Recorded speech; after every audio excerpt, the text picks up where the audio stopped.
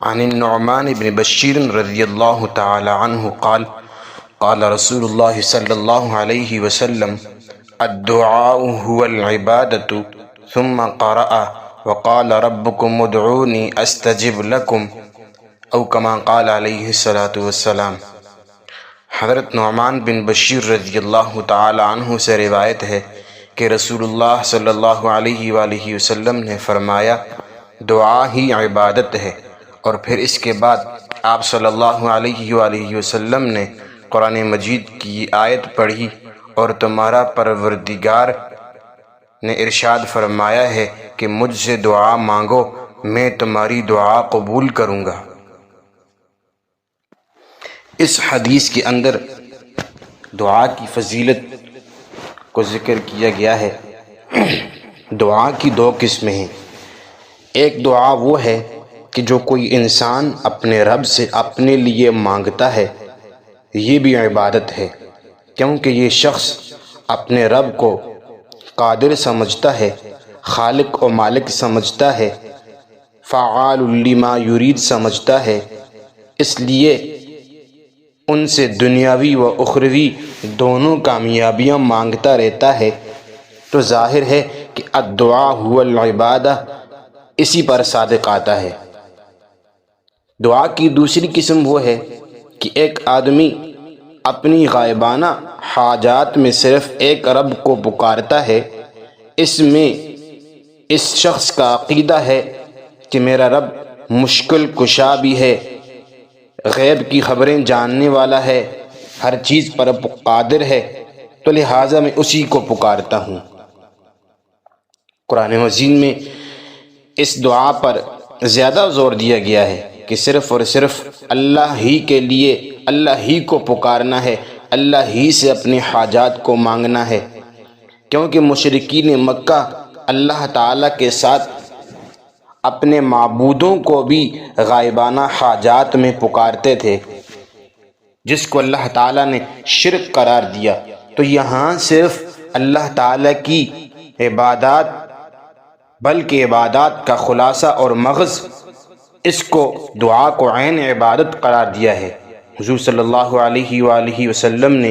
جو آیت بطور استشہاد تلاوت فرمائی ہے، اس سے بھی معلوم ہوتا ہے کہ دعا سے یہاں پر پکار مراد ہے۔ علماء کرام نے دعا قبول ہونے کی چند شرائط ذکر کی ہیں کہ جب ہم دعا مانگیں تو ہمارے اندر دعا مانگنے کا اخلاص ہو، اور جب ہم دعا مانگیں تو ہم پھر ادھر ادھر کی چیزوں کی طرف متوجہ نہ ہوں، بلکہ ہم پوری یکسوئی کے ساتھ جو ہے وہ دعا مانگیں، اور جو دعا مانگنی ہے وہ کسی ایسی چیز پر ہم مشتمل نہ ہو کہ جو شرعی طور پر ممنوع ہے۔ پھر دعا مانگنے والا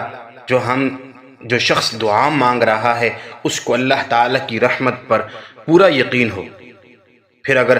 دعا کی قبولیت ظاہر نہ ہو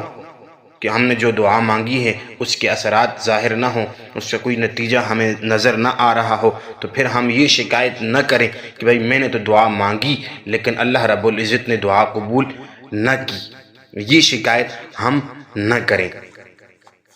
اس لیے کہ یہ ضروری نہیں ہے کہ جو ہم نے مانگا ہے وہی مل جائے۔ بعض اوقات ایسا بھی ہوتا ہے کہ جو ہم نے دعا مانگی ہے وہ نہ ملے، اس سے کوئی گناہ معاف ہو جائیں، یا آخرت میں اس کے لیے اس دعا کو ذخیرہ آخرت کر دیا جائے۔ اس لیے نبی صلی اللہ علیہ وآلہ وسلم نے ارشاد فرمایا کہ بندہ اپنے رب سے جو بھی دعا مانگتا ہے اس کی دعا ضرور قبول ہوتی ہے، اور اس کی صورت یہ ہوتی ہے کہ یا تو اس کی مانگی ہوئی مراد ہی اس میں اس کو جلدی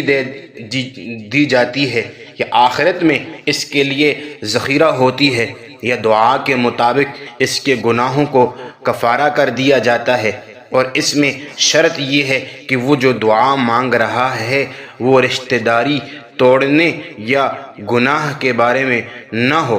اور پھر اس کی قبولیت میں وہ جلدی نہ مچائے۔ صحابہ کرام نے عرض کیا یا رسول اللہ وہ جلدی کیسے مچائے گا؟ ارشاد فرمایا کہ اس کا یہ کہنا کہ میں نے دعا مانگی لیکن قبول نہ ہوئی تو یہ اس کا کہنا کیا ہے؟ دعا کی جلدی ہے۔ پھر جب ہم دعا مانگیں تو دعا مانگنے کے بعد